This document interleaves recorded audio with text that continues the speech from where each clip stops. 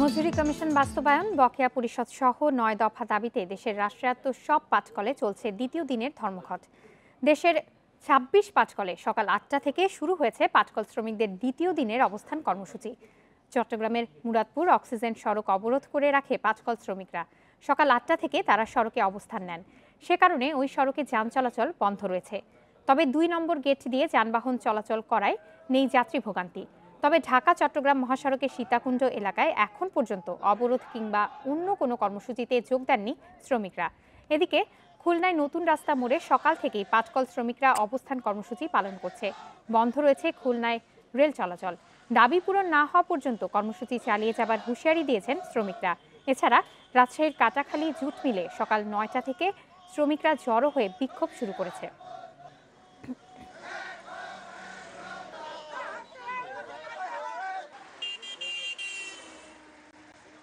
এই বিষয়ে আরো জানাতে খুলনা ও রাজশাহী থেকে যোগ দিচ্ছেন সহকর্মীরা। শুরুতেই খুলনায় আছেন সহকর্মী অভিজিৎ পাল।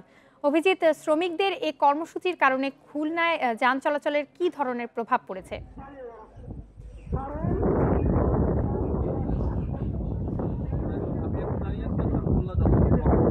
যে অবস্থান কর্মসূচি সেই অবস্থান কর্মসূচি পালন করছে এবং সকাল ৮টা থেকে দুপুর ১২টা পর্যন্ত ৪ ঘন্টা এই অবস্থান কর্মসূচি চলবে এবং এই ৪ ঘন্টা খুলনা যশোর মহাসড়কে যে যান চলাচল ছিল এই যান চলাচলটি বন্ধ রয়েছে। পাশাপাশি খুলনার সঙ্গে সারা দেশের রেল যোগাযোগটাও কিন্তু বন্ধ রয়েছে।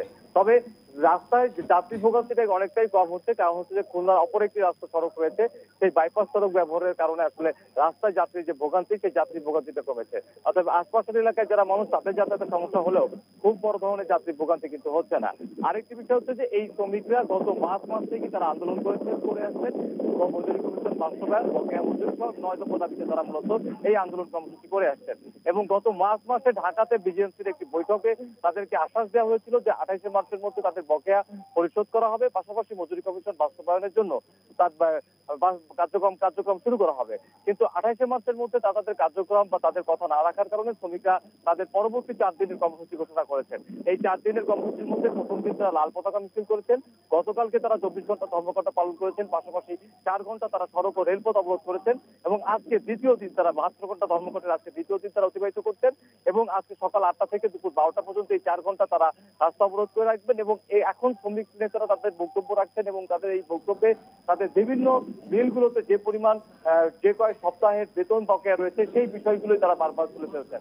আমরা জানতে পেরেছি যে খুলনার যে প্লাটিনাম জুট মিল রয়েছে, খুলনার প্লাটিনাম জুট মিলে ৯ সপ্তাহের বিল বাকি রয়েছে, খুলনার কিচেন জুট মিলে ৮ সপ্তাহের বিল বাকি রয়েছে এবং এই অভিজিৎ, আপনি আমাদের সাথেই থাকুন। এবার রাজশাহীর খবর জানাবেন সহকর্মী মাইনুল হাসান। মাইনুল, রাজশাহীতে পাটকল শ্রমিকদের কি কর্মসূচি চলছে? সকাল ৮টা থেকেই কিন্তু পাটকল শ্রমিকরা রাজশাহী যে কাটাখালীতে জুট মিল আছে সেখানে তারা অবস্থান নেয় এবং ৯টা থেকে তারা পাটকলের মধ্যেই বিক্ষোভ শুরু করে, প্রধান সড়কের সামনে জড়ো হয়ে তারা বিক্ষোভ শুরু করে এবং বেলা ১০টা বাজার সাথে সাথে তারা কিন্তু শ্রমিকরা প্রায় ৮০০ শ্রমিক তাদের যে দাবি আছে ৯ দফা সেইটি দাবি নিয়ে তারা মহাসড়কে উঠে আসে এবং রাজশাহী ঢাকা মহাসড়ক এই সময় কিন্তু যান চলাচল বন্ধ হয়ে যায়। তারা কিন্তু মিল থেকে একটি বিক্ষোভ মিছিল নিয়ে নগরীর কাটাখালী বাজারে অবস্থান নেয় এবং তারা এখন কিছুক্ষণ আগেই ওখানে আমাদের যেসব সহকর্মী আছে তাদের কাছে জানতে পেরেছি যে তারা মূলত কাটাখালী বাজারে অবস্থান নিয়েছে এবং সব শ্রমিকরা তাদের যে অবস্থান ধর্মঘট কর্মসূচি বা মহাসড়ক অবরোধের যে কর্মসূচি সেইটি কিন্তু কাটাখালী বাজারে তারা অবস্থান নিয়ে সেখানে বসে পড়েছে এবং সেখানে তাদের যে কর্মসূচি সেটি পালন করছে এবং সেখানে তারা বেলা ১২টার মতো অবস্থান করবে বলে শ্রমিক নেতাদের পক্ষ থেকে আমাদেরকে জানানো হয়েছে। মূলত শ্রমিকরা বলছেন যে তারা কিন্তু তাদের এই দাবি, তাদের যে ৯ সপ্তাহের যে বেতন দাবি এইটি কিন্তু তারা দীর্ঘদিন থেকে করেছে। গত ২৮ তারিখে তাদের এইটার ফয়সালা হওয়ার কথা ছিল, কিন্তু না হওয়াতে শেষ পর্যন্ত তারা তাদের যে কর্মসূচি সেটিতে তারা গেছে। প্রথম দিন তারা বিক্ষোভ মিছিল করলো, পরবর্তীতে তারা ৭২ ঘন্টা কর্মসূচিতে গেছে। আজকে যেই কর্মসূচির দ্বিতীয় দিন তারা বলছে যে আগামীকালকের মধ্যে যদি তাদের এই যে দাবি, তাদের যে বেতন ভাতা দাবি বা মজুরি কমিশন গঠনের যে দাবি সেইটি যদি বাস্তবায়ন না হয় তারা আগামীতে তাদের যে সংশ্লিষ্ট আছে তাদের সাথে বৈঠক করে আরও বৃহত্তর কর্মসূচি দিবে। তবে এই বিষয়গুলোতে যে শ্রমিকরা যে আন্দোলন করছে সেটি নিয়ে মিল কর্তৃপক্ষের কোনো বক্তব্য আমরা পাইনি বা তাদের সাথে যোগাযোগ করার চেষ্টা করছি, কিন্তু সেটিও পাইনি।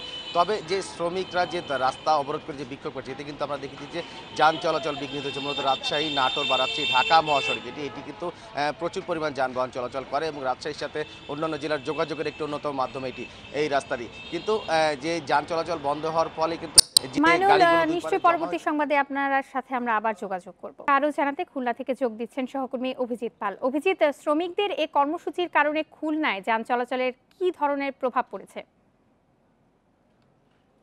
অনেক সমস্যা আছে, আপনি তাদের মাধ্যমে একটু শুনে নেন।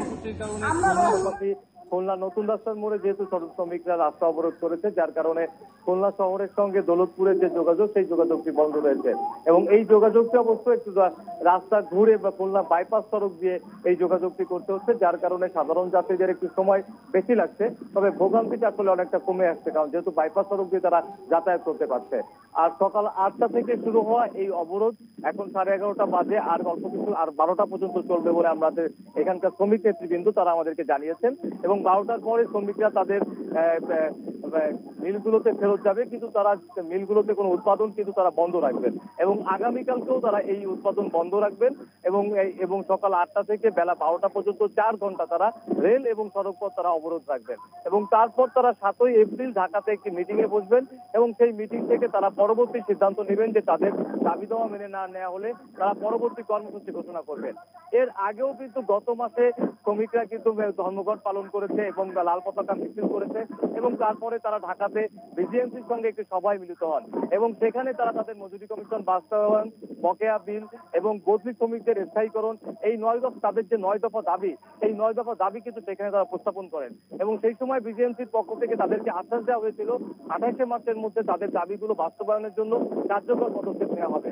কিন্তু 28শে মার্চের পর্যন্ত তাদের এই দাবিগুলো বাস্তবায়নের কোনো পদক্ষেপ না নেওয়ার পরে তারা পরবর্তীতে এই 4 দিনের কর্মসূচি ঘোষণা করেন এবং এই 4 দিনের কর্মসূচিতে তারা গত পরশুদিন তারা লাল পতাকা মিছিল করেছেন, গতকালকে তারা ধর্মঘট পালন করেছেন এবং 4 ঘন্টা তারা রেলপথ এবং সড়কপথ অবরোধ করেছেন এবং আজও তারা 24 ঘন্টা ধর্মঘট পালন করবেন এবং 8টা থেকে 12টা পর্যন্ত এই রেলপথ এবং সড়কপথ অবরোধ করবে এবং আগামীকালকেও কিন্তু উৎপাদন বন্ধ থাকবে খুলনা এবং যশোরের এই 9টি রাষ্ট্রায়ত্ত পাটকলে এবং পাশাপাশি 8টা থেকে 12টা পর্যন্ত খুলনা নতুন রাস্তার মোড়ে এই রেলপথ এবং সড়কপথ অবরোধ করে দেওয়া হবে এবং তারা বলছেন তবে দাবি বাস্তবায়ন না হওয়া পর্যন্ত তাদের এই আন্দোলন কর্মসূচিগুলো চালিয়ে যাবে।